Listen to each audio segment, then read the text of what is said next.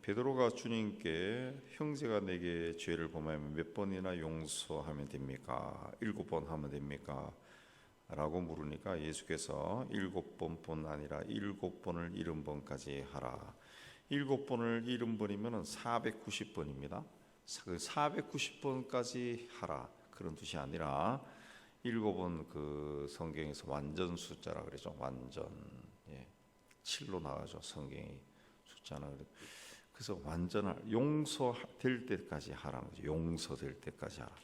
용서를 넘어서 사랑하는 마음이 일어날 때까지 하라 그랬습니다. 그래서 이 용서가 어떤 것인가 설명하기 위해서 이제 23절부터 예수께서 비유를 들었습니다. 주인으로부터 1만 달란트 빚을 탕감 받은 사람이 나옵니다.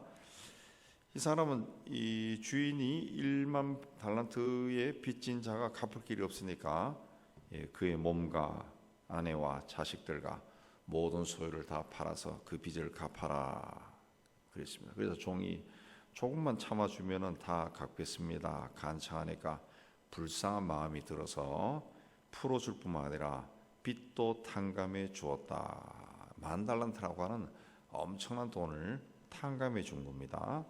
너무나 뜻밖의 일을 겪었습니다. 받았습니다. 그래서 아주 기쁜 마음으로 돌아가는데 자기에게 100데나리온 빚진 친구를 만났습니다. 그래서 그는 그 친구의 목을 잡고 빚을 갚으라고 거칠게 몰아붙였습니다. 친구가 갚겠으니 참아달라고 엎드려서 간구했다. 그럼에도 받아주지 않고 빚을 갚을 때까지 감옥에 가둬버렸습니다. 26절에 그 1만 달란트 빚진 자가 주인에게 엎드려 절하며 내게 참으소서 다 갚으리이다 그랬습니다. 100다니론 빚진 동료가 또 이 사람에게 엎드려 간구하여 참아주소서 갚으리이다. 똑같은 말을 했습니다. 똑같은 말을 했는데도 이 사람은 그 친구를 감옥에 가둬버렸습니다. 왜 친구의 간청을 받아주지 않았을까요? 이전에 자신이 그 빚이 있을 때는 친구에게 빌려준 100데나리온의 돈을 돌려받아도 내 것이 되지 못합니다. 빚을 갚아야 돼. 빚을 갚아. 그 별걸로 없습니다. 그래서 받으나 마나 똑같아요. 그래서 아마 독촉하지 않았던 것으로 보입니다. 근데 주인에게 10,000달란트의 빚을 탕감받았습니다. 그러면 어떻게 됩니까? 이제 친구에게 빌려준 100데나리온 빚을 받으면 온전히 내 것이 되죠. 내 것이. 그래서 100데나리온 빚을 10,000달란트 빚을 탕감받고 돌아오는 길에 친구 만났을 때 예전 같으면은 그냥 지나갔겠지만 이제 100데나리온이 눈에 보이잖아요. 눈에. 그래서 친구의 간청을 무시하고 빚을 갚으라고 목을 잡고 흔들고 감옥에 가둬버렸습니다. 그러니까 아주 계산적이고 약은 사람이죠. 그러니까 100데나리온인데 그 한 달란트가 6,000데나리온입니다. 한 달란트가 6,000데나리온. 그 100데나리온을 그 쉽게 계산해서 이제 100만 원이다. 그렇게 계산하면은 6,000데나리온이면은 6천만 원 되겠죠. 6천만 원. 그럼 1만 달란트면은 6천억이 6천억. 그러니까 6천억 탕감받은 사람이 100만 원 빚진 사람에게 화를 내면서 그 탕감도 안 해주고 감옥에 가둬버렸다는 거죠. 그러니까 여기서 이제 주님이 말씀하는 그 용서가 어떤 의미인지 우리가 알 수가 있습니다. 근데 용서는 빚을 면제해 주는 단순히 빚을 감해 주는 것이 아니라 없애 주는 겁니다. 완전히 없애 주는 거, 깨끗하게 해 주는 거죠. 깨끗하게 해 주는 거. 주인이 왜 1만 달란트 빚진 사람의 빚을 탕감해 줬을까요? 다른 이유가 없습니다. 성경에 보면은 불쌍히 여겼다. 불쌍히 여겼다. 주인이 봤을 때 이 사람의 능력으로는 그 빚을 갚을 수가 없습니다. 갚을 수가 없어요. 그래서 이 사람을 노예로 삼을 수도 있고 팔아버릴 수 있습니다. 몸값 받고. 그렇게는 하지 않았다는 거죠. 하지 않았다. 즉 용서는 예수께서 이걸 통해서 우리에게 가르쳐준 용서는 더 이상 올무에 묶어 놓는 것이 아니라는 것이. 채무자를 올무에 묶는 것이 아니고 자유하게 해주는 것이다. 자유하게 해주는. 예. 깨끗하게 해주고 이제 가라 그랬습니다. 예, 가라 그랬습니다. 예. 그리고 그 27절에 보면 그 종의 주인이 불쌍히 여겨 놓아 보내며 그 빚을 탕감하여 주었더니, 그리 되어 있습니다.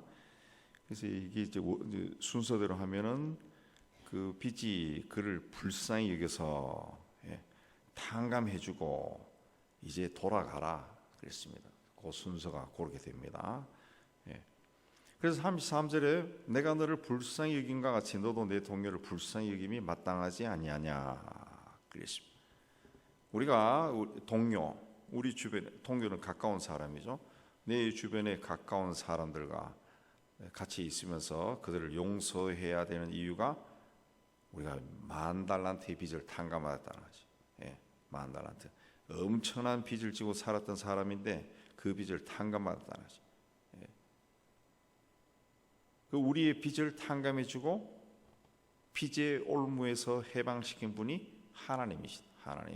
하나님이 우리를 올가매고 있는 그 올무를 벗겨주었다. 깨끗하게 해줬다는 것이죠. 그래서 골로새 2장 13, 14절에 보면은 범죄와 육체의 무할례로 죽었던 너희를 하나님이 그와 함께 살리시고 우리 모든 죄를 사하시고 우리를 거스르고 불리하게 하는 법조문으로 쓴 증서를 지우시고 제하여 버리사 십자가에 못 박으시고, 그렇죠. 우리 모든 죄를 사해 주기 위해서 독생자 예수 그리스도께서 십자가에 못 박혀 죽으셨다. 그리고 뭐라 그랬습니까? 법조문으로 쓴 모든 증서를 지웠다. 제하여 버렸다. 우리의 죄가 기록된 증서를 완전히 없애줬다. 깨끗하게 했다. 그러니까 예수께서 십자가에 못 박히지 않았다면 우리는 깨끗해질 수가 없는 거죠. 용서받을 수가 없습니다. 하나님과의 어그러진 관계가 회복될 수가 없습니다. 그러니까 십자가야말로 은혜 중에 은혜고 용서 중에 용서고 복 중에 복이라는 거죠. 예수께서는 십자가에 달리실 필요가 없었습니다. 그런데 십자가에 달려 죽은 것은 하나님의 사랑이죠. 하나님 사랑.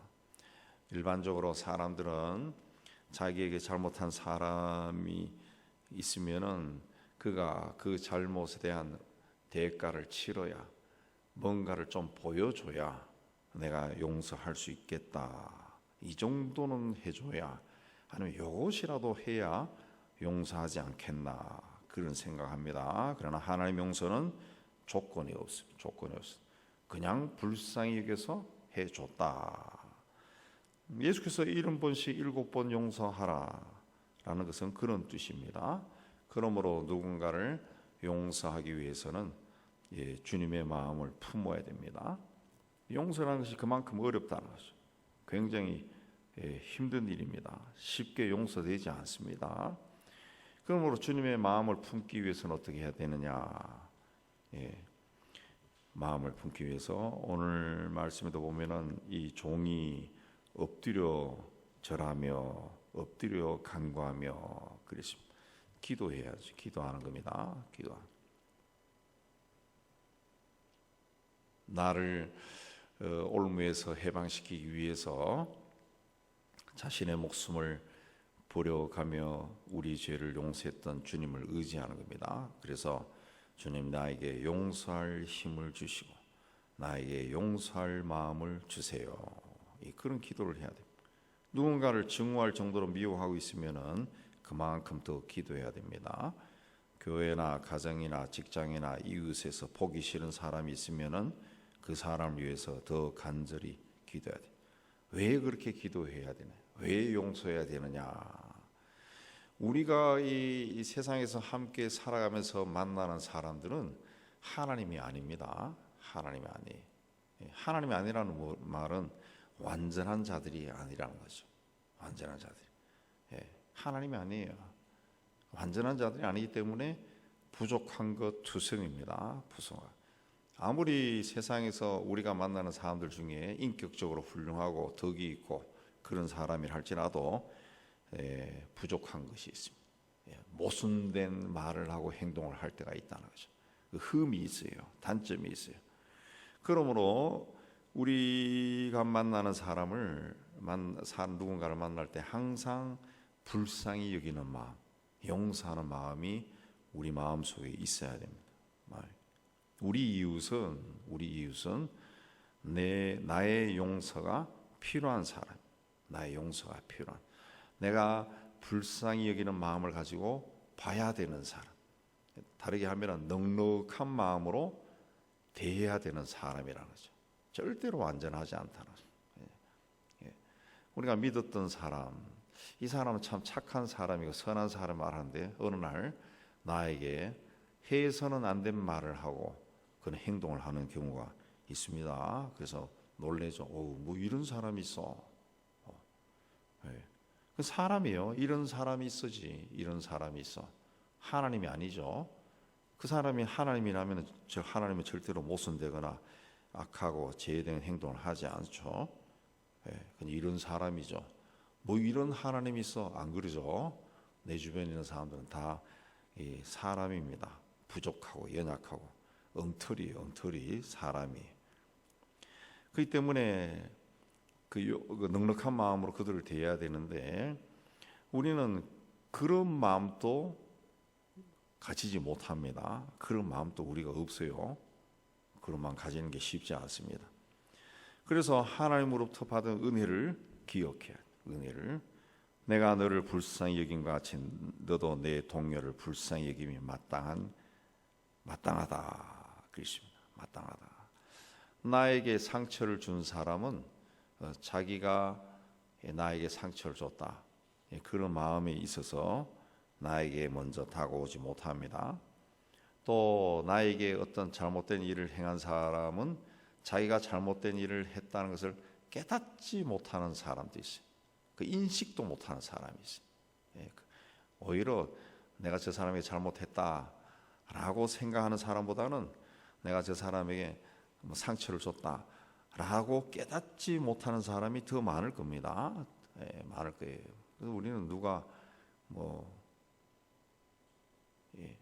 한마디 때문에 상대방은 그런 말 한 기억이 없다 그러는 경우도 있어요. 또 누군가는 멀리서 내가 반갑게 인사했는데 모른 척하고 지나갔다. 기분 나쁘다. 이런 사람도 있다고. 이런 사람 깨닫지 못한 사람도 있다고요. 그렇기 때문에 내가 먼저 용서해야 되죠. 용서해. 나에게 상처를 주고 잘못을 행한 사람이 나를 찾아와서 내가 그때 이런 말 해서 잘못했어. 그걸 기대해서는 안 된다는 거죠. 왜? 그 사람은 스스로 부끄러워서도 못 오는 경우도 있고 중요한 것은 그 사람이 깨닫지 못하는 경우가 더 많다는 거지. 그래서 내가 먼저 용서해야 돼. 상처받은 사람이 먼저 용서해야 돼. 그러면은 내가 자유로워집니다. 내가 자유하게 됩니다. 내 마음속에 자꾸 뭔가가 옹호리가 지던 것이 이제 깨져버리는 거죠. 자유로워집니다. 하나님께서 먼저 우리에게 그 본을 보여줬어요. 예수께서도 먼저 그 본을 보여줬어요. 구약 성경에 보면 하나님은 그 품을 떠나가는 하나님의 백성들 때문에 얼마나 속상해 하셨습니까? 마음이 아파하고 괴로워하고 이놈들을 다 쓸어버리겠다 그런 말까지 했어요. 예수께서도 우리 죄 때문에 얼마나 많은 눈물을 흘렸습니다. 성경에 복음서에 예수님이 하신 말씀이 표현이 좀 부드럽게 돼 있지만 곰곰이 생각해 보면은 굉장히 속상해한 겁니다. 이런 이 폐역한 자들아, 독사의 자식들아, 민망히 여겼다 이런 표현들이 점잖게 돼 있는 거지. 우리식으로 표현하면은 굉장히 속상해하고 막 불쾌하고 막 그런 표현들이에요. 그런데 또 십자가상에서도 자기를 죽이는 사람들 향해서도 기도하셨지 않아요? 하나님께서 그럼에도 먼저 하나님의 백성들을 용서하시고 예수께서도 용서하셨어요. 상처받은 분이 하나님이시고 주님입니다. 그래서 헨리 나우에는 상처 입은 치유자라고 그렇게 이야기해요. 상처를 입은 사람이 치유를 하신다고. 치유를 하신다. 그러므로 우리도 상처를 받은 내가 누군가를 용서해야 돼요. 용서. 용서는 탕감해 주는 겁니다. 깨끗하게 해주는 거예요. 깨끗하게 해주는. 예. 나에게 상처 준 사람을 자유롭게 해주는 거. 내가 그 사람을 자유롭게 한다. 그 의미지만은 실상은 내가 자유로워하신.